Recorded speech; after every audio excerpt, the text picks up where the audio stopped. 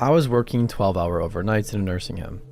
I was on the general unit that night and a resident was close to death. I got a report when I arrived at 6 p.m. from the day nurse who told me that Mary's circling the drain. She'll go for you tonight. Obvious name change for patient privacy. She also told me that Mary suddenly had family showing up now that she was dying. Unfortunately, this is very common. Residents lived with us for years and we would never see a single family member until they were dying.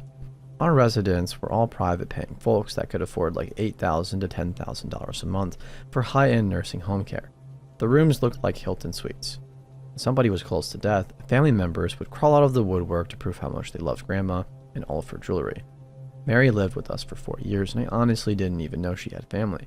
Her attorney visited regularly, but he was paid to oversee her care. I went to meet the family.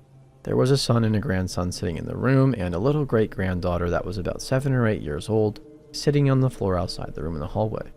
The adults sat in Mary's room sleeping or playing on laptops and let the little girl run all over the unit without any supervision. It was a long night. The little girl was not afraid of the elderly residents at all. I first caught her standing in another resident's room, stroking the face of an elderly woman. I thought it was sweet she was visiting other residents, but I stepped into the room and asked her to leave. I told her to please go back to her great-grandma's room and not to go into other residents' rooms. She smiled prettily and said, "I like the way her skin feels," as she left the room. Okay, so the kid is a little creepy. She goes back to Mary's room and I go about my duties. I haven't seen the kid for a while and it's pretty late, so I assume they took her home. About 1 a.m., I come out of the medication room and I see this kid standing in the hallway all by herself. She is staring into another resident's room but not going in. I walk down the hall to send her back to her great-grandma's room again. This time, I am really annoyed that her family is letting her run around at 1 a.m. at her age all by herself in a nursing home.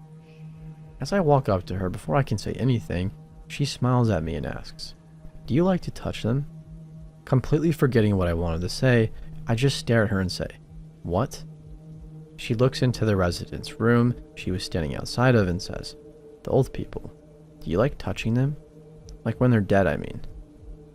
I don't even know what to say to this. It's dark and this kid is very creepy. She is way too articulate for how old she looks as well. When I don't reply, she asks, "Does their skin feel any different when they're dead?" Not knowing what to say to a smiling kid who asks if I like touching dead bodies, I just tell her to go back to her great-grandma's room. She glares at me and looks angrier than I thought a kid could look, but she walks back to her great-grandma's room. Mary died at about 4 a.m. I did not see the little kid again, but I was afraid that I would see her in there rubbing Mary's skin. The son and grandson left before the funeral home arrived to take the body, but I didn't see the little girl leave with them. I assumed that they took her home after we had our enlightening chat about how dead people feel. Gave me the creeps that I never saw her leave. I kept looking over my shoulder the rest of the night for that damn kid. The next morning, I told the day shift nurse, the same one from the day before, about how creepy the little kid was. She told me, "I'm glad she wasn't here on my shift. I just had the son and grandson." She swore that the little girl was not there on her shift. I guess she must have arrived after my shift started. It was as I drove home that I realized that I had not seen anyone else interact with the kid all night except for me. I never saw anyone talk to her and I never actually walked her into Mary's room. I also didn't confront her family about the kid's actions because I did not want to seem rude complaining about their kid when their loved one was dying. The family had never mentioned the kid at any time I was in the room doing cares on Mary. Even the resident she was touching at the start of my shift never woke up as she stroked her cheek. Needless to say, I didn't sleep well that night. Every night at work from then on, I always kept my eye out for creepy little girls though. Kids in hospitals/medical facilities still creep me out to this day.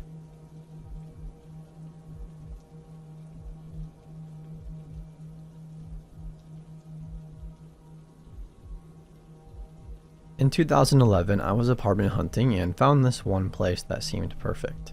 There was a main house. Behind it was a guest house that had been recently renovated into a duplex. The ground floor of the guest house had been converted into a large covered garage that could fit 3 cars plus a ton of storage items. It was really musty, had a terrifying spider population, and lacked working lights. A flight of wobbly wooden steps led up to a second floor deck where 2 side-by-side entrance doors for the separate apartments were. When I first moved in, the guest house had just finished renovations and the rental agency hadn't found anyone for the other apartment yet. I enjoyed the peace and quiet, which was perfect for studying. A few months after school started in the fall, a new girl moved in. She introduced herself as Angela and said she went to the same school as me, that she was studying biology and was a freshman. She seemed nice and was pretty quiet at first. However, of course, cute nightmare. After the first month, I started hearing an annoying clopping noise emanating from her apartment. It sounded like she had cloven hoofs. She had wood floors and the sound echoed like crazy. It would suddenly start at 3 a.m. and it would wake my dogs and they would start howling. Soon, I started hearing the most comical sex noises ever. It sounded like the cheesiest, loudest porn in existence, with never-ending fake orgasms. This went on every day, multiple times a day. At first I thought, good for her. After the third day though, I was very tired of it. Bye-bye perfect study environment. One day, when I was getting ready to step outside to grab the mail, I heard voices out on the deck talking. One male, one Angela.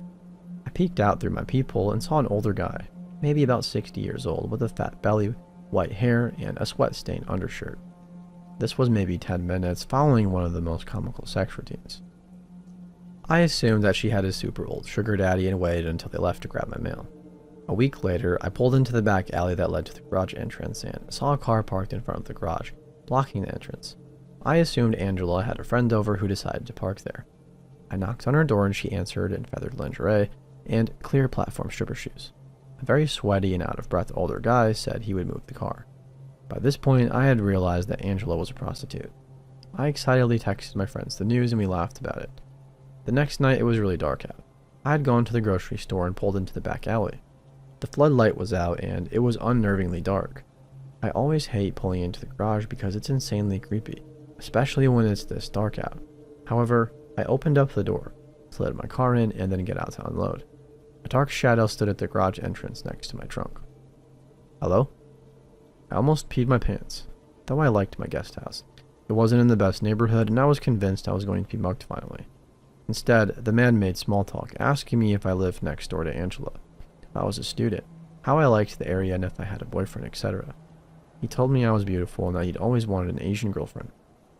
I walked closer to him and saw it was the man from the other week, with the white hair and sweat-stained shirt. I was really evasive and asked him if he needed any help. When he said he wanted to get to know me, I just said no thanks. He told me he would pay me.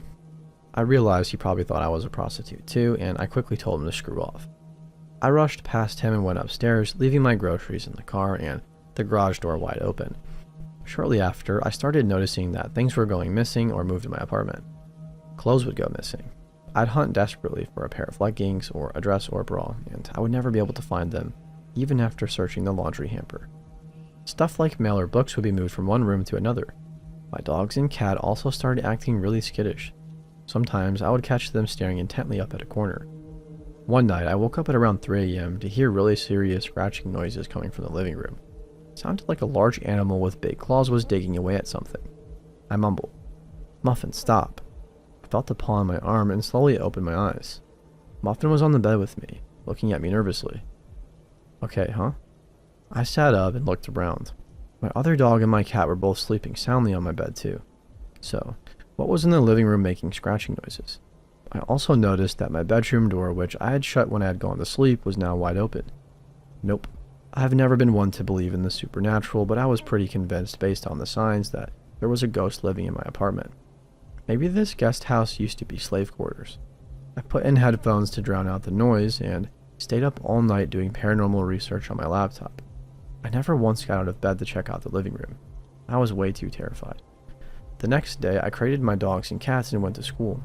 When I got home, I noticed a wall next to the front door had some really deep scratches.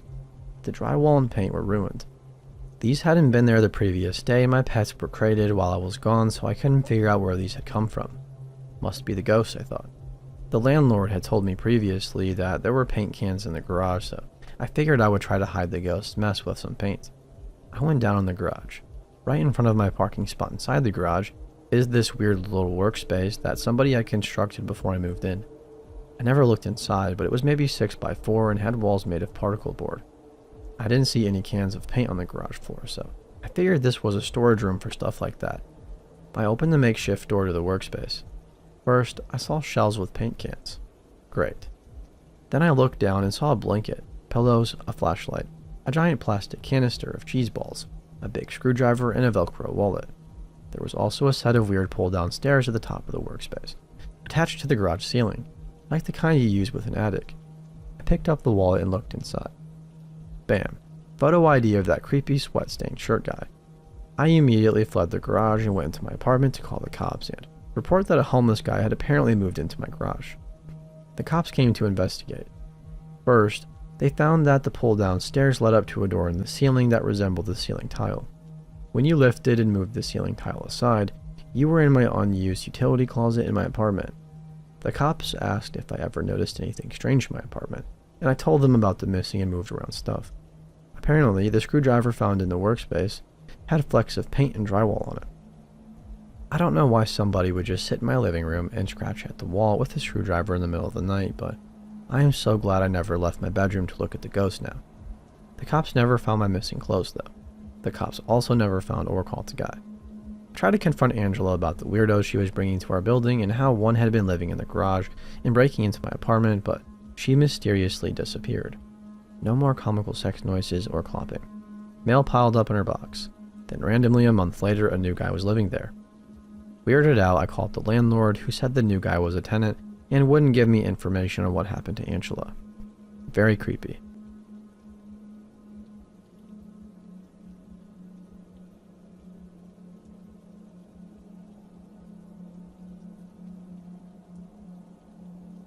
When I was at the end of middle school and beginning of high school, I was on home instruction due to health reasons. It's different than homeschooling because they would send teachers from the school and you'd have 1 2 to 3 hour class a day, usually at a local library or sometimes your house. Because I wasn't in a proper school, I was pretty lonely and spent my time trying to make friends and socialize online. One of the websites that I met a lot of people on was Quizilla. RIP, by the way. I would make a lot of quizzes, some of which got popular, and read awful fanfiction stories on there that, as a young teenager, I found quite addicting. I talked to other people who wrote stories and made quizzes. This is how I met Chloe. Chloe was around my age, if not a year or so older, and eventually we left the Quizilla PM system and started talking on AIM. She always used her father's AIM account, saying she had overprotective parents. She lived in New Jersey and I was 1 state away in New York. After talking with Chloe for a bit, one day she says she wants to introduce me to a friend of hers. They know each other in real life, and she thought we would get along well since we all liked the same stuff, and that he was slightly older, 16, and his name was Matt. Matt and I instantly became friends. We talked for hours and hours every day and stayed up until very late at night talking to each other. If I wasn't in class, I was pretty much talking to him. I still talked to Chloe at first, but eventually we drifted apart, but Matt and I were growing a lot closer. For my birthday, he wanted to get me a gift, so I gave him my P.O. box. My parents didn't know I was talking to online people at the time, and I wanted to keep it that way so I wouldn't lose a lot of my friends. Technically, it was my dad's P.O. box, but he is less snoopy, and I made some kind of excuse about it being a friend who moved. I knew I couldn't have anything come to my house because my mom would be very suspicious and would not believe that. One day after many months of talking, Matt told me he liked me. I didn't return his feelings, but said I hoped we could still be friends. He was upset but took the rejection well, or so I thought, and our friendship continued. He'd mention it from time to time, that he still had feelings for me, and it made me a bit uncomfortable, but I valued him a lot as a friend and didn't know many people I could talk to all day like that, so I brushed it off. Matt started talking about his other friends in his town in New Jersey a lot. Eventually, he said he wanted to introduce me to his friend Jose. He had spoken a lot about Jose. Jose was around the same age as him and was recovering from drug problems.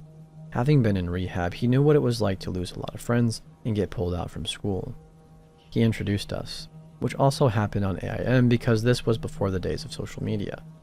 Jose and I got along great, but I suspected it was really Matt. Just little things here and there, like them being on at the same time a lot, and some typing quirks and writing style.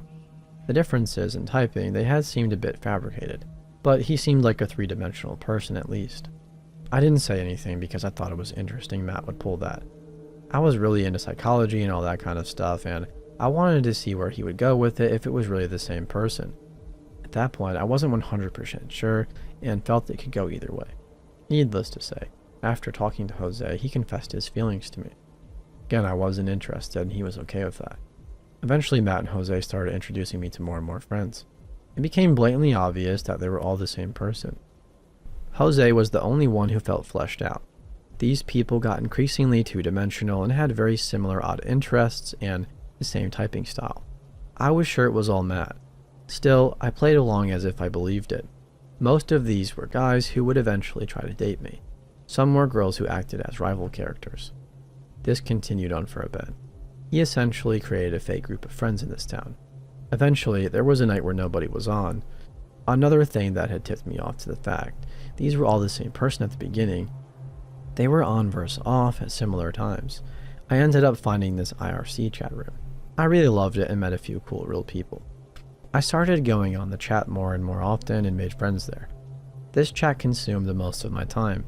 I would also have AIM open and talk to Matt there, but my responses were growing slower. I was much more interested in the real people on the chat than the fake ones Matt created. I told Matt I was slow to respond because my computer was lagging.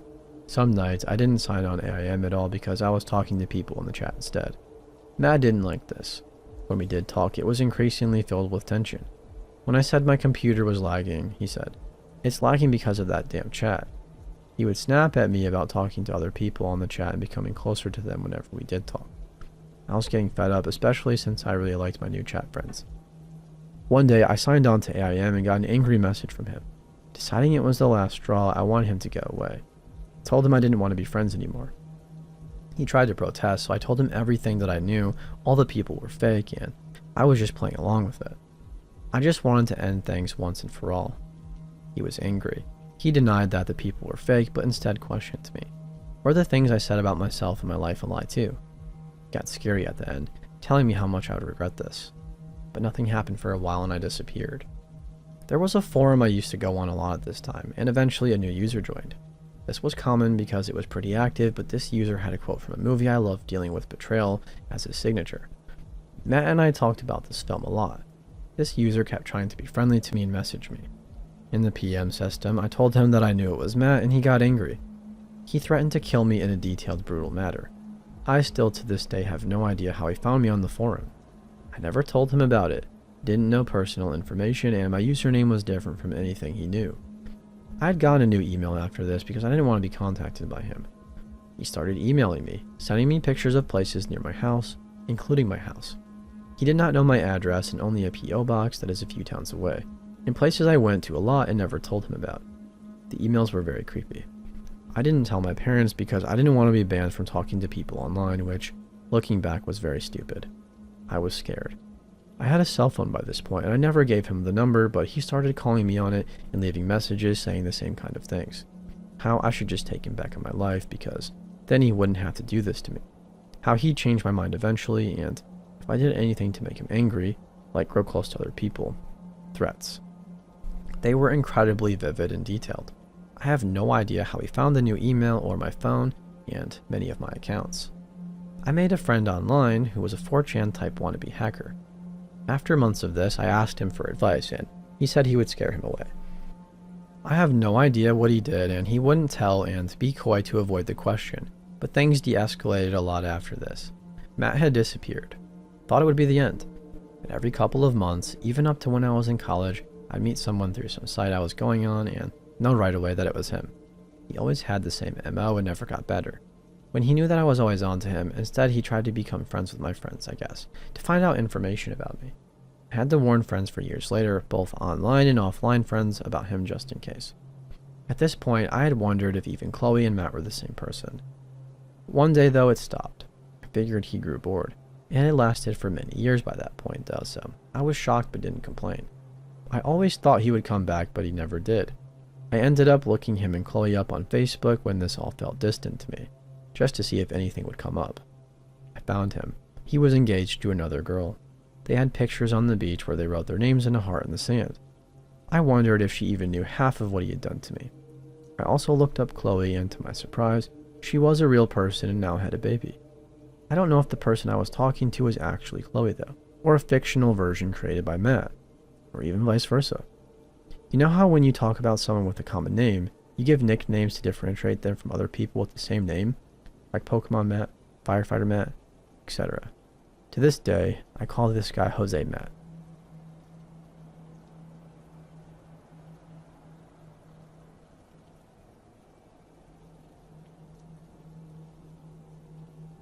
This happened when I was 10 years old. I was at a ski resort with my dad, stepmom, and 3 sisters. When this happened, my 2 sisters, dad and stepmom, were still out skiing, but I and my sister Ava got cold, so we went back to the hotel to get some food. We sat at the restaurant in the hotel until my stepmom came down. We asked her if she could hold the table so we could go up to the room quickly, so that we could drop off our ski jackets. So take the elevator, and once we got off, we start to walk to our room. That's when I hear somebody behind me go, "Hey." Keep in mind, we were both about 11 at the time. I didn't think he was talking to us, so I ignored it. We walked into our room, but before we could close the door, the man stepped into the doorway. He was tall, probably 6 foot, and looked pretty old. And he was wearing the hotel staff uniform, but without the logos. The thing that raised a big red flag for me was that he was wearing black surgical gloves. He says, "Hey, I was talking to you." We spin around, caught off guard. Ava says, "Us," he goes. "Yeah, you. I was wondering if you could grab a picture for me and come into my room to pour some water for me. Our parents always told us to never trust strangers, and we already got a bad vibe from him, so we politely declined." His tone then got a bit annoyed, and he said, "It will just take a second. Can you please just pour me some water in my room?"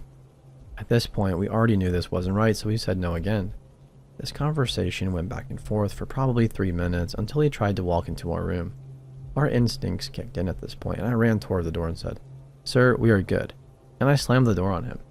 Ava and I sat in the hotel room for about 10 minutes, panicking on how we were going to leave to talk to our parents because we had left our phones downstairs, and we looked out the peephole and he was finally gone. So we bolted down the hallway and ran back down the stairs to the restaurant. Once we told our stepmom, she was mortified and went to the office security. They interviewed us and asked for his description because they didn't have any cameras in the hallway. We gave them the description, and they told us that nobody with that description worked there and that most of them were young, broke college students. At this point, it really set in that if I had accepted and just helped him, I might have died. So everybody, teach your kids stranger danger, and creepy hotel guy, let's not meet again.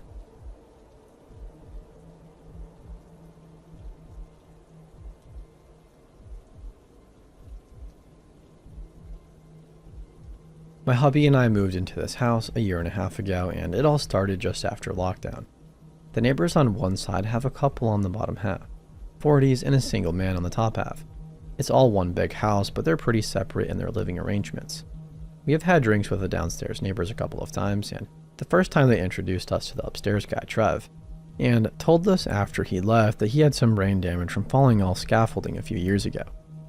I'm pretty much the most paranoid person in the world, but every time I've thought there was danger, I've been proven right almost straight away, so hubby doesn't bitch and takes me seriously. He even jokes that I've got a spidey sense for natural disasters. So I inquire a bit further.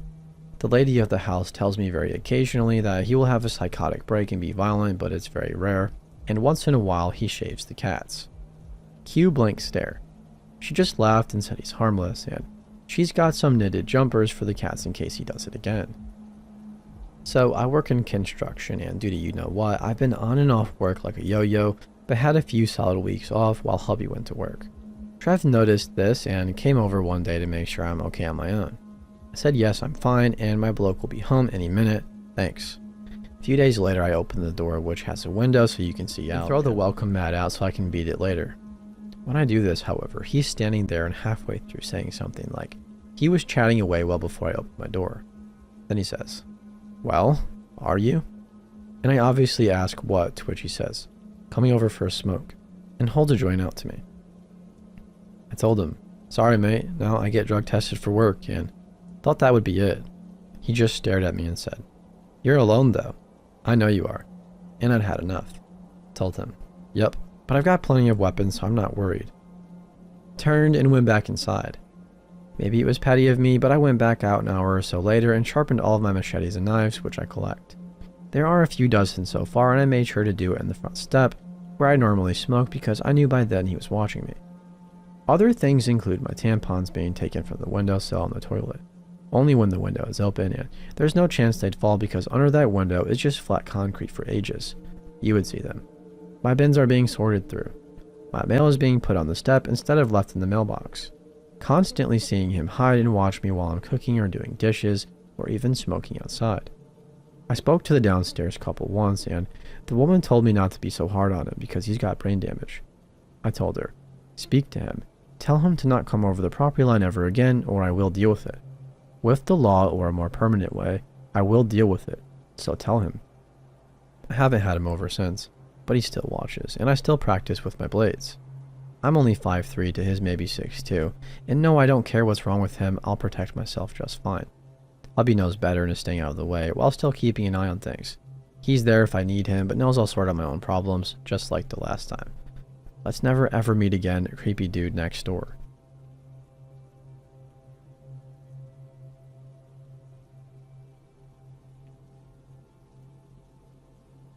So, this is my mom's story, not mine, but I felt the need to share this as a way to maybe help somebody who ever maybe have something like this happen.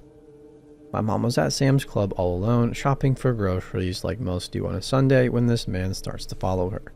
She described this man as pretty obviously not all there, wearing typical gang clothing or clothes people wear in prison. Shorts, a long shirt, and high socks. That's what they look like where we live at least. The man also had a tattoo on his eye, a spade like on a deck of cards. I just want to say very quickly that my mom is very small, 4'11" at most, and she is pretty innocent looking. She is one of those ladies who like to wear all pink and wear pigtails, just for reference of how different these two people are in the situation at hand. So my mom starts to get pretty anxious as this man starts to follow her through the store, getting closer and closer as time goes by, eventually seeming to get so close that they could be shopping together. She tried to make eye contact with a worker to try and get help, but the worker didn't see her and kept working. She also tried to tell the man following her that she has a husband and she wasn't interested in hanging out with him, but that didn't stop him from making comments about it. Eventually, another worker comes up and my mom makes eye contact with her and mouths, "Help me," to her. The lady quickly acts and tries to get the man to move away from my mom without showing my mom is scared. He wouldn't move, saying my mom and he are good friends shopping together. My mom said she almost lost her cool right then, scared out of her mind. Then the lady asked my mom to come with her for her refund items, and they walked with her. The man continued to follow them, but the worker took my mom into a back room, and she had two other workers come and get the man following my mom out of the store. They had a very large man follow my mom around the store and make sure she was safe the rest of the time she shopped. Apparently, the man following my mom had been following somebody else, and they had gotten away and saw him start to follow my mom, so let the worker know. My mom's husband came and picked her up just in case he was still around the area. But to the man who followed my mom, let's not meet, and please don't meet my mom again.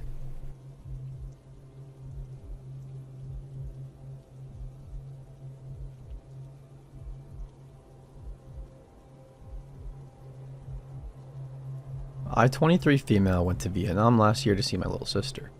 At the time, she worked there for a few months for an internship. I bought an eSIM before going there in order to get a Grab to join Hanoi from the airport. Unfortunately, it was not working and a taxi driver stopped me to ask if I needed a ride. I knew at the time that he would overcharge me for the ride, but I accepted since I could not call for my sister or use the internet. He was nice and could speak English, so we had a little chat before going. Maybe 15 minutes in, he told me his shift was finished and that he would transfer me to one of his colleagues to get me to Hanoi. I wasn't that surprised, since it's quite common in South Asia to transfer clients from one taxi to another when a shift is done. It happened to my sister a few times, and she told me about it, so I just accepted it. I was super tired from my trip and didn't think much about it. However, I got a super bad feeling going to the next taxi. First, he didn't have a camera inside the vehicle, which is mandatory in Vietnam when you're a Grab driver. Second, I asked multiple times if he needed the address, and he never answered. I asked in English first, and then used Google Translate to tell him in Vietnamese twice. He was driving faster as I asked, still not answering. I panicked, started speaking loudly and tried to open the doors. They were obviously locked since he was driving. Plus, we were on the highway already. I took my real SIM and put it in my phone to call my sister. I just thought to myself, screw it if I pay a lot. She answered right away, and I tried to tell her the most I could. She was with her Vietnamese colleague, and she had the wonderful idea to speak Vietnamese to me on the phone. She said loudly that I was smart for noting down the license plate number, that we're never sure, but she was sure it was going to be alright. To be fair, I didn't write down his license plate, but her lie was very clever. The guy reacted for the first time. He asked me what was the exact address in Vietnamese because he didn't know where he should go after arriving in Hanoi. My sister's colleague answered for me. Note that I didn't understand anything at the time it happened since I don't speak Vietnamese. That colleague explained that to me the next day. He seemed stressed out from this very moment and was tapping on the steering wheel. Eventually, he got me to the address after 30 minutes, without speaking to me but looking at me through his interior mirror. He literally ejected my luggage from his trunk. He took the money and he obviously overcharged, but I was just glad to be alive and left very fast. I did not even have time to actually note down his license plate. I still had a wonderful trip in Vietnam, but to this taxi driver there, that's not me.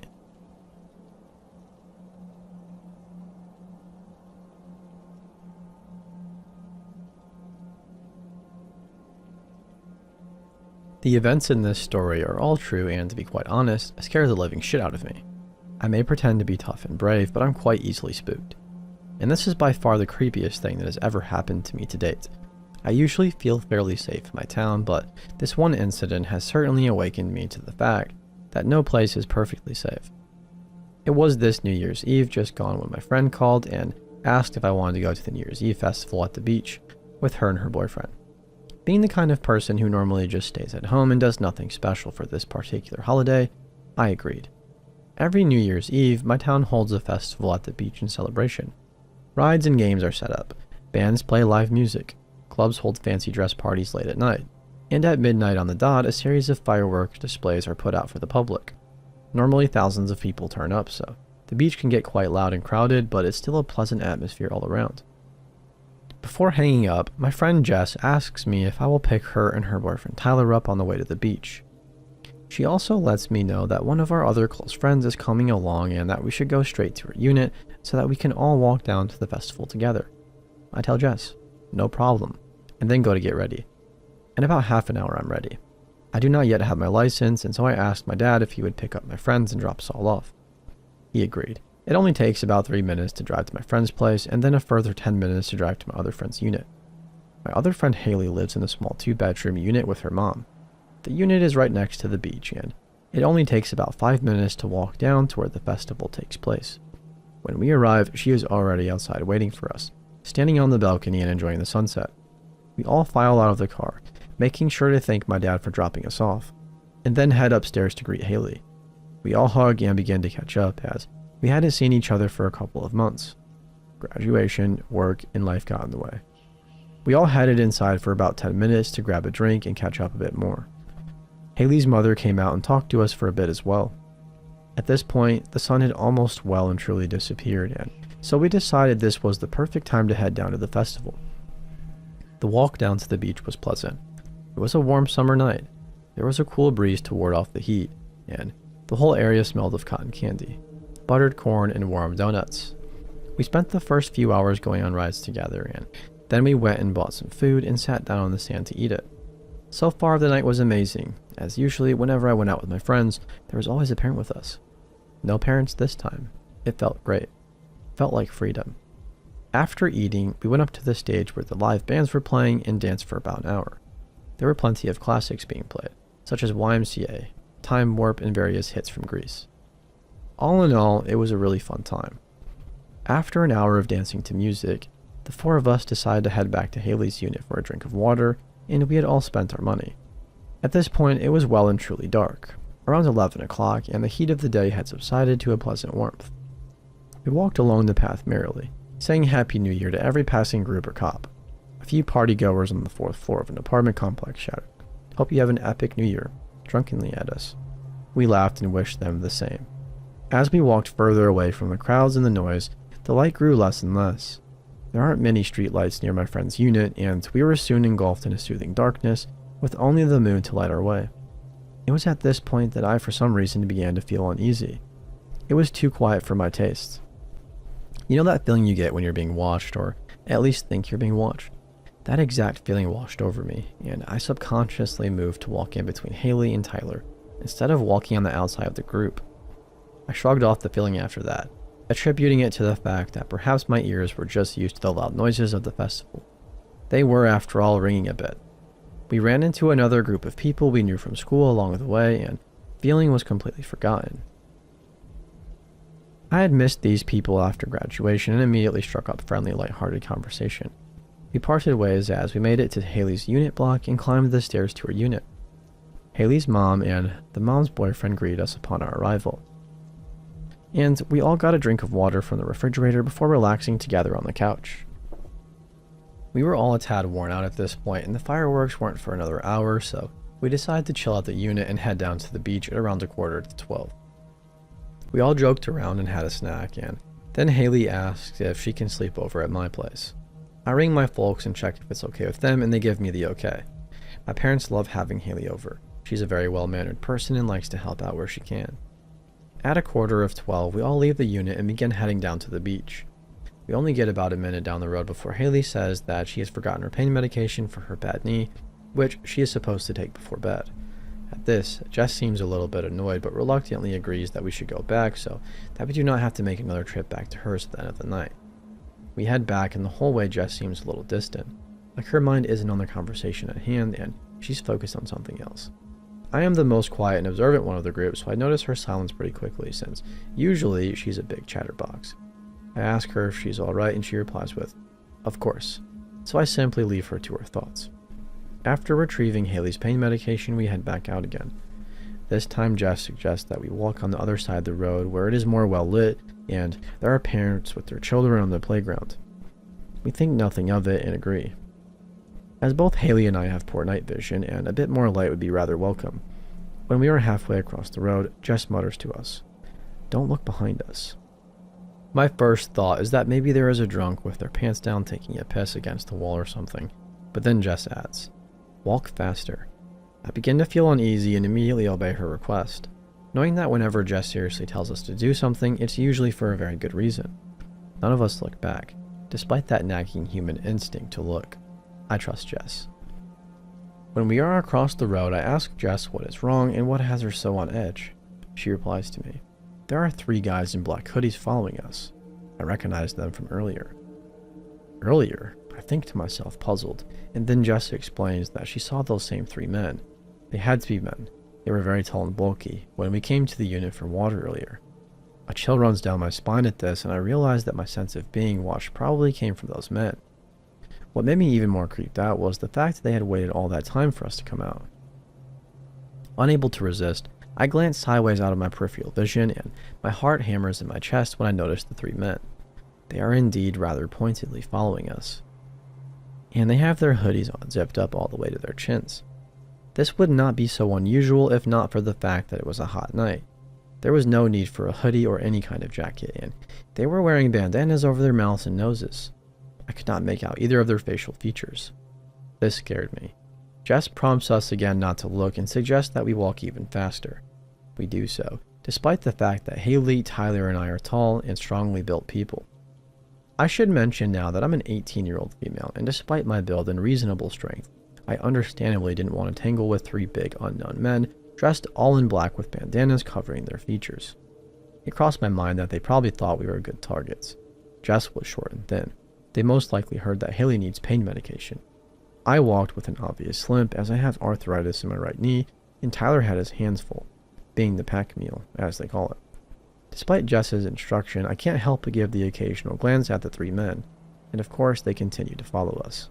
They had even increased their pace to nearly match ours and kept looking over at us.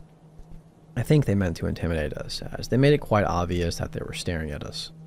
I ceased to look, realizing that they could probably tell I was keeping an eye on them, and instead opted to use my keen hearing to make sure they stayed across the road.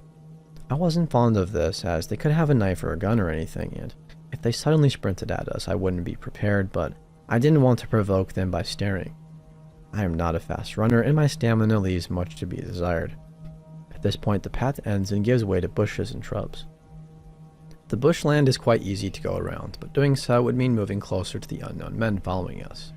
None of us wanted to do that, so we all make an unspoken agreement to take a shortcut through the bushes. The bushland doesn't go on for very long, and it would take us straight to the festival where we could quite possibly lose those men. We head into the bushes, taking care to stay together and watch for snakes, as summer is the season when the snakes like to come out most, especially at the beach. It's Snake City. About halfway through, we all recognize the sound of dry glass and leaves crunching underfoot, Then we hear rapid and heavy footsteps. We all broke into a sprint, not daring to look back at that point. We didn't have to look to know the men were chasing us, and their confidence at going after 4 fully grown teenagers pretty much assured me that they were armed with weapons of some sort. We were not armed with anything, and quite frankly, we were all so spooked that we couldn't think straight. Our only instinct was to run as fast as possible. We made it out of the bushland together, raced across the car park and slowed to a jog when we reached the crowds. We didn't stop, but as we steadily slowed to a hurried walk, I looked over my shoulder and recognized the 3 unknown men lurking across the car park. Moonlight glinted off the surface of a metallic object in the taller one's hand, and I immediately felt ill. We hurried down to where the biggest crowd was, gathered on the sand in preparation for the fireworks. Picking a spot between 2 large groups, we settled down and caught our breaths. Funnily enough, all 4 of us have asthma, which we have often joked about, saying that we found each other and bonded because of it, and we were all panting quite heavily. Tyler and I have it a bit worse than Haley and Jess, and you could hear us wheezing as we panted. Soon the fireworks started, and we had all calmed enough to somewhat enjoy them, although the unknown men were still in the back of our minds. Our original plan had been to leave before the fireworks were finished so that we could avoid the big crowds, but instead we opted to leave with the crowds. We walked down the road to the bigger car park where my dad was going to pick us up, making sure to stay around people. When we reached the car park, I called my dad, and he said that he would be there to pick us up in about 10 minutes. After hanging up, I sat on the side of the path with my friends and waited. 5 minutes passed by, and bored, I decided to look around as there were still many bustling crowds making their way to their cars. There was a bit of a traffic jam too, as many cars were trying to leave at the same time. I looked across the road and realized with a jolt that the 3 men in the black hoodies were there, half hidden behind a tree where there was no light. Even though I couldn't see their eyes, I could tell they were staring right back. They knew I spotted them.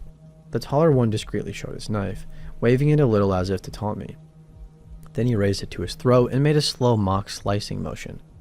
I quickly told my friends, and we moved to a different spot, making sure to stay in the light and stay in sight of people. My dad arrived soon after, and we all quickly climbed into the car. None of us spoke a word of what happened, and since then I haven't had any issues with anyone following me or my friends. It still gives me the creeps though. Whoever those men were, their intentions could not have been good.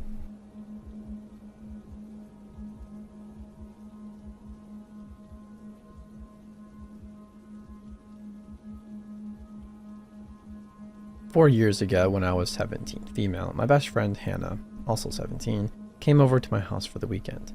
I believe it was that Saturday night when it happened. We stayed up late, ate some junk food, watched movies, etc. It was around 1 a.m. when I decided to take a shower and head to bed. After our horror movie marathon, I was pretty paranoid, so I asked Hannah to sit in the bathroom with me while I showered, so she did just that. She sat on the toilet and played some music on her cell phone, and we talked about whatever we had going on in our lives while I showered. Finally, after my probably 20-minute shower, I got out and grabbed a towel. Hannah was still sitting on the toilet and she said my name, so I turned to face her. That's when I noticed a movement in the bathroom window above her head. The window cling distorted it slightly, but I immediately knew what I was looking at. A face. A man's face, smirking at me from the other side of the glass. The man ducked out of view and I quickly faced away, wrapping my towel around me. I whispered to Hannah that there was a man looking in the window and she laughed, thinking I was messing with her. So she bravely stands up and to her horror becomes face to face with this creep, staring and smiling. We run out of the bathroom and wake my parents, but the creep dude is already gone by the time my dad gets outside, and he better be glad for that. The next day, my parents investigate outside the window.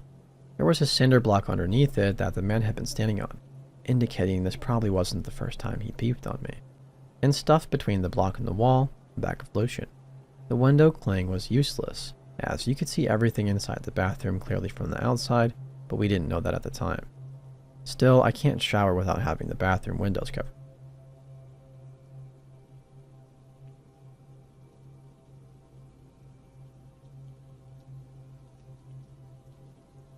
In high school, I had to write a paper that summarized my life story starting from birth. I reflected on my earliest memories, and when I remembered this, I had to sit down. My heart pounded as I realized what actually happened and what my 4-year-old self couldn't understand. When I was a kid, my family often vacationed with their friends' families, and we'd all live together in a giant beach house or cabin for a week. This must have been one of the first of those vacations. I wanted to hang out with the rest of the kids, but since they were all at least 1 year older than me, they thought I wasn't cool. I followed my sister around the house, but since she didn't want to play with me, I mostly just eavesdropped on everybody's conversations. One day, all of the kids happened to be in one room. No adults, plenty of toys, and a lot of fun. Off to the side was this tiny door, the tiniest I'd ever seen, which led to a dark, empty room. I remember we were absolutely fascinated by that tiny door, and the older kids would make up stories about it. Jennifer was the eldest, and in my memories, she's a teenager, but that might be skewed since I thought everybody in the double digits was super mature. She even knew how to use her mom's cell phone. All the kids were playing, having fun, enjoying their childhood. Then Jennifer got a call. She had asked us to be quiet several times, and she sounded really serious. I thought this request was silly and a little annoying since I really wanted to play. The call ended. Jennifer told us, "My dad is coming back here soon." Jennifer's dad had driven away for a few hours, but now was driving back. Someone asked questions about where he went and what he was doing. I think she said something about drinking. At some point, Jennifer addressed all of us and said something like, "My dad looks at kids and takes them on drives. You all have to be really careful when he comes back." I couldn't grasp anything else she said. Then she talked to a girl and a boy. I noticed he was looking at you two a lot, so you both have to be really, really careful. I think he wants to take you each on a drive, but don't go with him if he asks. Their conversation went on for a while, and I felt jealous that they talked so much with Jennifer and that her dad was looking at them instead of me. Why wasn't I special? I grew bored of listening to them and went back to playing. A car pulled up, and Jennifer told us to go in the tiny door room. We brought some toys along. I was psyched to go through the tiny door, but it ended up being a dark, empty room without any fairies or hobbits. After a while, we left. As far as I know, nothing bad happened on that trip. I grew up with the two kids Jennifer talked to, and they seemed pretty well adjusted, but Jennifer and her family never vacationed with us again. I told my family this story, and they thought it was an imaginary memory that my 4-year-old brain had concocted. My parents are positive there aren't any weird, creepy, or alcoholic dads there, just their good friends. My sister didn't remember any of it. I can't rationalize how or why I would have imagined it. My childhood was great, and I have zero concept of pedophiles or alcoholism until I was at least like 11. Luckily, this experience did not ruin tiny doors for me in the slightest. I love some tiny doors.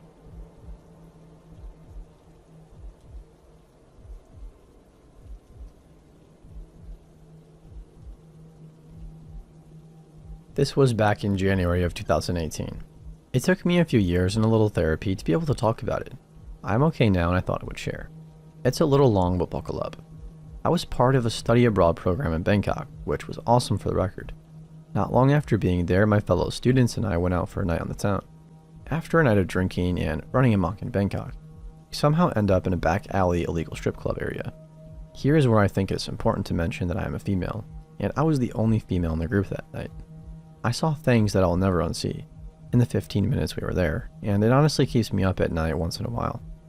Let's just say that it was pretty obvious the women did not want to be there. Very quickly, I also didn't want to be there. After about 5 minutes into this really misguided decision, I realized that two guys from my group are talking to a guy in a red polo shirt. Oh man, there are many guys in red polo shirts scattered throughout the room, and none of them look very pleasant. One of my buddies, let's call him Im, comes back over to me laughing, points back at the red shirt and says, "Hey, he's trying to get me to sell you to him for $10 American, but I keep telling him you're worth more. $10 is the highest he says he'll go." I have never noped out of a situation so fast in my entire life, and everybody went with me. I am an experienced traveler, so I did take the opportunity to use this as a learning experience for M, as to how quickly these situations can go south, and how important it is to be on guard in a foreign country. I'm thinking he learned his lesson. We all got out safe, no harm, no foul. I admit that I became a little bit more withdrawn from the group. Everybody went out partying every night. I went to school, occasionally ate out, did some daytime shopping at the markets, or hung out in a high-end spa near the hotel. For like 20 to 50 American dollars, you can get pampered like a queen, and a broke college kid took advantage. 2 other girls joined me on my adventures, and we had a great time overall. Before we were scheduled to return back to the States, my other classmates, okay, it was really all M, finally convinced me to go out for a night on the town with them to some strip. People were eating scorpions on a stick. Some dumb girl from Australia who had joined our group took a hit of some gas they were selling on the street and threw up everywhere. People were packed in elbow to elbow, and there was a lot of rave-style lights and music. Sensory overload. I figured that I'm with a group of 20 people from the US and Australia. If there was a time to drink and party in a foreign country, this is going to be it. So the drinking started and the party began. With drinking eventually comes the need for a restroom, so I told M I was going to find one and I'd be right back. M chose the moment to be a diva, start hammering back drinks, and demanded everyone's attention. I might have gone about 10 minutes tops. I come back and everyone is gone. I got the story later that the Aussies left and the rest of my group had to chase down M when he ran off in a drunken display for attention. So I walk over to the entrance of the strip where we were dropped off and sit on a picnic table near all the cabs to wait for my group. 2.5 hours go by. It's almost 1 a.m., the street is still packed, and I have seen no one from my group. I'm starting to get a little bit concerned because I have no idea where we are really. The others have been coming to this strip every night, and it was my first time. Screw it. Okay. Experienced traveler. I don't even have the address to the hotel written down in English or in Thai even, and I don't even speak Thai. Luckily, I haven't had a drink in like 2.5 hours, so I am pretty stone cold sober at this point. I've also been here long enough to know that taking a tuk-tuk, open wheelie cab thing, is much cheaper than taking an actual cab, but not long enough to realize that taking a tuk-tuk at 1 a.m. alone as a female is a horrible idea. I showed the driver my room key. The naive child I was. We negotiate a price and I hop in, but he goes in the opposite direction from where our cab came in from to drop us off initially, and we took a highway to get there, but my tuk-tuk driver is on all residential streets. Then he hits an alley. Okay, I am on red alert right now. He stops. I am poised, ready to strike should I need to, and next to me on my left, a garage door rolls up. One of those ratty pull-up/pull down by hand ones, and a group of men come out, one of whom is holding a blue purse. I stuck around just long enough to watch him start walking over and unzip said purse as he moved, and I bolted. I barely shook off the tuk-tuk driver, just kept putting one foot in front of the other, crying because I couldn't breathe and thinking to myself, I might die because I couldn't be bothered to go to a gym. I ran until I saw it. The familiarity of home. A 7-Eleven in the middle of this tight neighborhood. I'm hysterical as I come through that door like the Kool-Aid man himself. The cashier starts yelling at me to get out in Thai, and I'm yelling in English that my tuk-tuk driver tried to sell me and I'm not going anywhere. We went at it for a minute or two of me begging him to help me. And this little tiny 4-foot elderly Thai woman comes up to me with an equally tiny grocery cart full of 2-liter bottles of Pepsi. She takes my hand and my room key. She never says a word to me. Not a single word. She leads me outside, hails a cab, has a solid 60-second conversation with the driver, and pushes me into the back seat. The scariest part of my entire night, though, was that 15-minute cab ride back to my hotel, not knowing if this little Thai woman had sold me out or sent me home to safety. The cab driver had to stop and ask for directions about 3 minutes from the hotel, and that was probably the moment I knew this was going to affect me mentally. The ride cost me $10 American, and I tipped him $60. You know, for not selling me into the slave trade.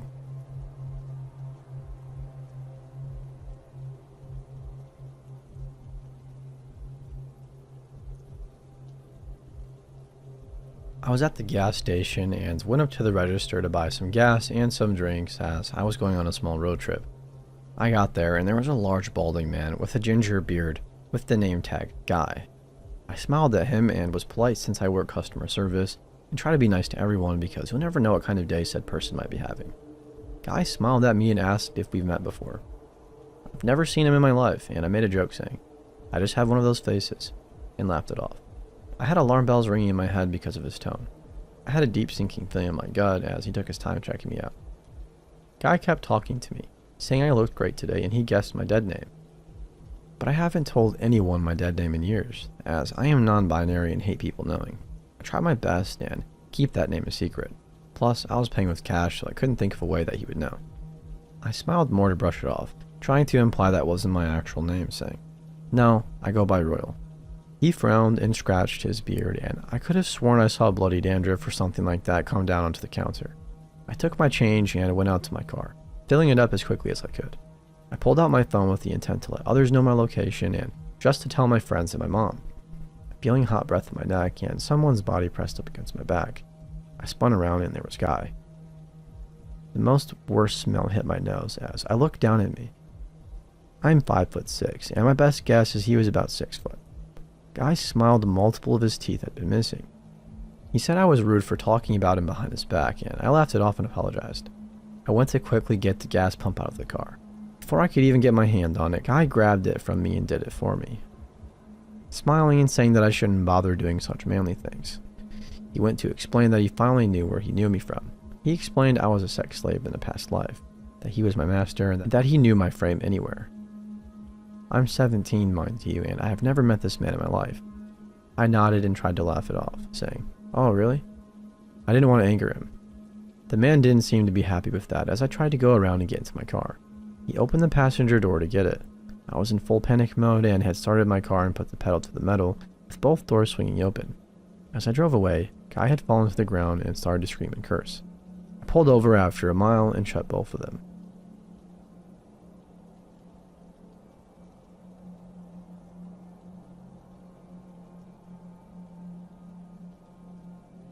This happened a few years ago when I was around 20 or so.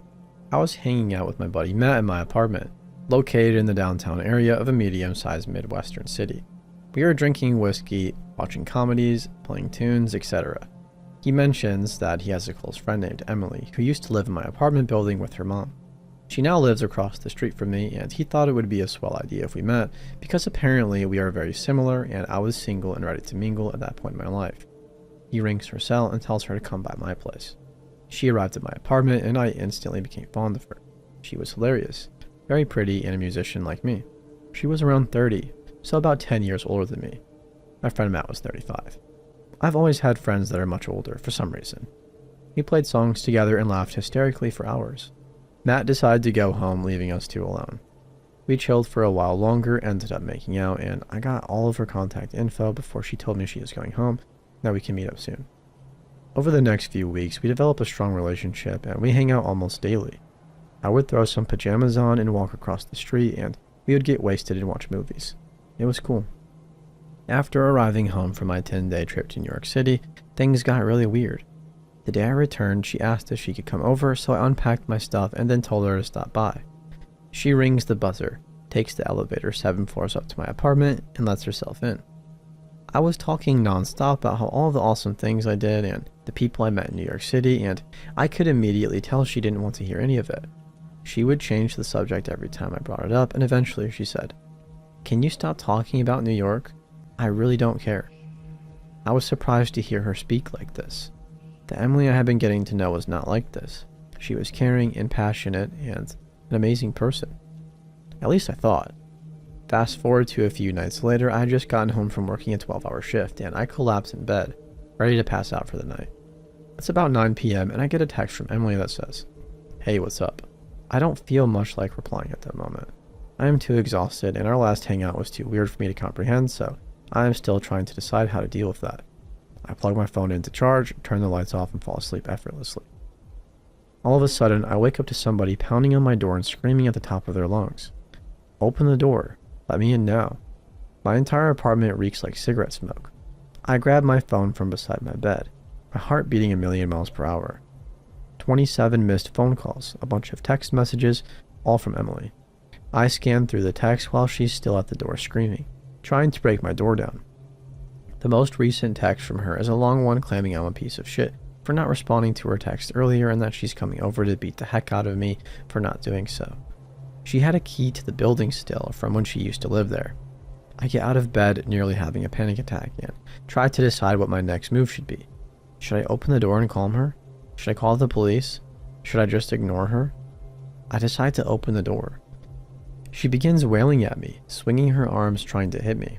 She was smoking a cigarette and there were about 3 cigarette butts on the ground next to her. Smoking indoors was prohibited in my apartment building, mind you. She was very obviously on some sort of drug. She kept screaming at me, telling me how awful I am for not responding to her last message, slurring her speech and losing her balance. I was somehow able to calm her down, and I took her to the roof of the apartment building, which had a pretty nice little enclosed picnic table area. We sat beside one another, and she was quiet now finally. She kept asking me how I could be such an asshole and that I needed to explain myself. The look in her eyes was pure evil as she spoke to me in a calm demeanor now. I said to her, "Emily, I don't ever want to speak to you again after night. This whole scenario is absolutely insane. You need help. Let me walk you home." I take her home and return to my apartment to attempt sleeping, at which I do not succeed. A couple of days later, I return home from work and there is an envelope taped to my door. I open it and it's a handwritten letter from Emily apologizing and saying that I'm a beautiful human who doesn't deserve an evil person like her in their life. There was a literal candy bar attached to the envelope, one that I had never even heard of that she always told me I needed to try. Never spoke to her again. From what Matt tells me, which by the way, he always knew she was a problematic person, she is even a heavy user of crack now and is working as a food runner in a restaurant nearby.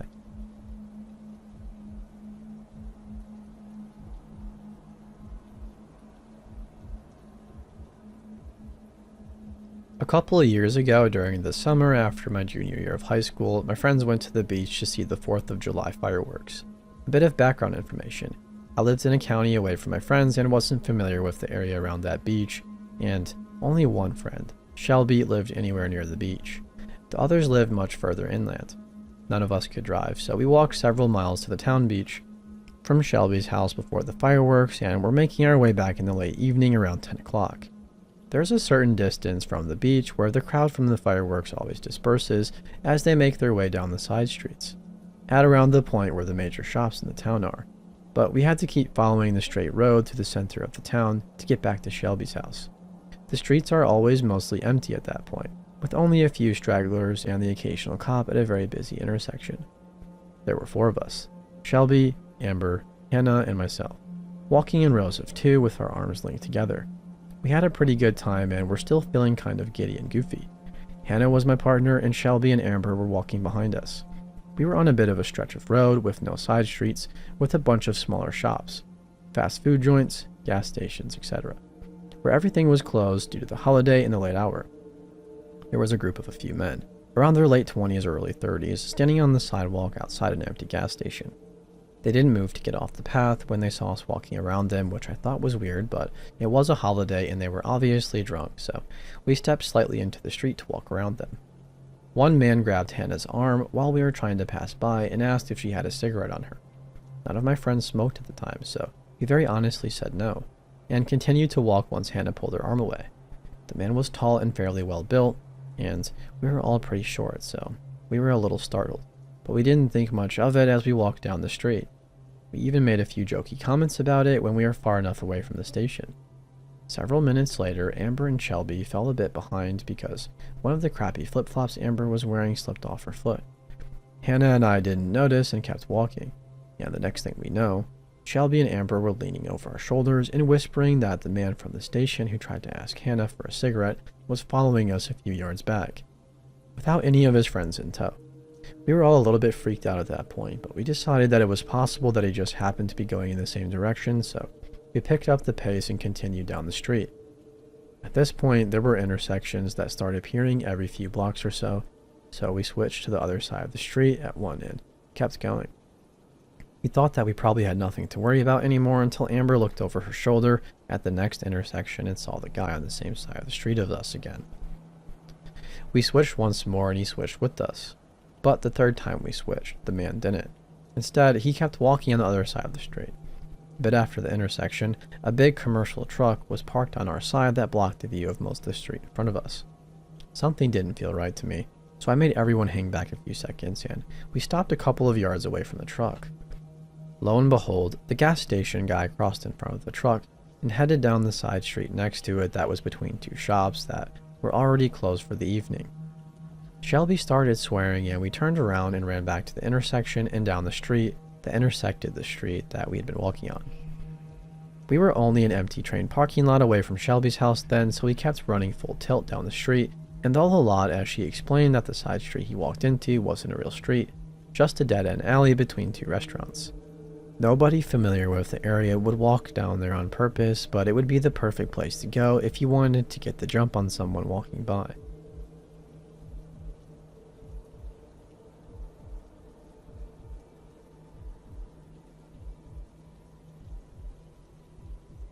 Yesterday, I called in sick to work. I wanted to stay home and work on a paper for grad school, plus I wasn't feeling up for working on a Friday. In the late afternoon, all of my roommates were out. My fiance and one roommate went out to a bar, and the third had left for work. While working on my paper and surfing the internet, I heard a knock on the door. We live on the 4th floor with no elevator, so when somebody actually comes up, they usually have a good reason. I immediately get up and head towards the front door. About halfway down the hall, I realize it could be my boss or coworker coming to make sure I'm feeling well. They've been to my apartment, and it's like them to visit. With that idea in my head, I decide to peek through the peephole to see if I have to feign illness or not. It's not them. Ever have your head scream, "Don't open the door"? It was one of the first times it ever happened to me. Two white men in their late 20s were standing at my door with a duffel bag. They had been quietly chatting with one another, but I couldn't make out what they were saying exactly. Both had thick Eastern European accents, maybe Russian or Ukrainian. I paused, watching them through the peephole. They seemed friendly enough, but I've seen enough horror movies to know that opening the door or letting them know I'm there is a bad idea. Besides, I was in a pajama set without a bra. I didn't need someone trying to sell me something. I kept watching them as they went to the next door, knocking on that one as well. There are 4 apartments on our floor, so I watched them go to each one. Very slowly, I turned the lock on my door, making sure to keep it quiet. If they were trying to sell me something, I didn't want to insult them by loudly locking the door. They didn't seem to hear me, their quiet chatter never stopping. I think I heard them talk about the Final Four basketball game that was on tonight. One of my neighbors opened the door. I don't know her name, as most of the people on my floor keep to themselves, but I saw her move in a few months ago, and ran into her again when the fire alarms went off at 6 a.m. She has a fat cat and works early, that's all I know. They speak louder now, and I can hear them talk about perfume. In my area, it's not uncommon for people to sell a bunch of designer knockoff perfumes or some kind of natural stuff made of lavender in fairy tears or something. They hold up some kind of bottles from the bag to show her, and she says something back. I can't hear her. She retreats into her apartment and the men follow, closing the door behind them. I went back to my paper, feeling stupid for being scared of 2 guys selling perfume at a high markup. A couple hours later, after one roommate has returned from work, I get another knock on the door. This time I don't think about it and open the door immediately. To my surprise, it's a police officer. I can see the lights flashing from the ground floor. We have garden-style apartments, and judging by the amount of lights, there must be a couple of cars. He apologizes for disturbing us so late. It's about 11 p.m., but he would like to know if anyone was home during the day. I told him I was here, and he proceeded to ask me a few questions, along the lines of, "Have you heard anything odd?" and "Have you seen anyone you don't know in the complex?" and things like that. Immediately, I tell him about the 2 men. He nods and writes down a few things. I give a basic description, but I can't describe them too well. I have a shit memory for faces, and I only saw them through a peephole. He takes my contact info and thanks me for my help. I asked him what happened, but he just thanked me again and left.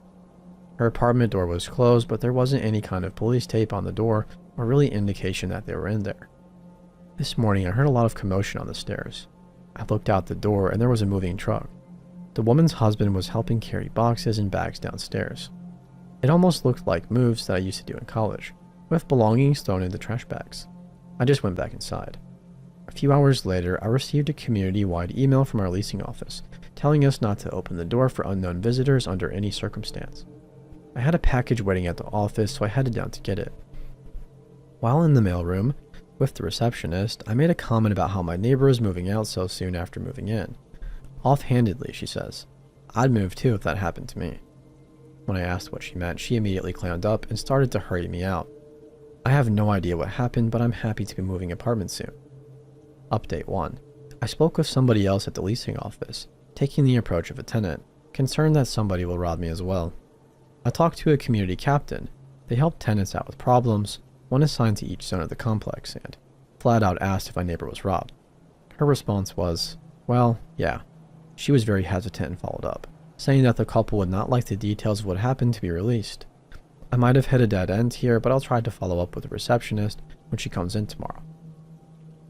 Am I allowed to flat out ask the police what happened since it was so close to me? Update 2.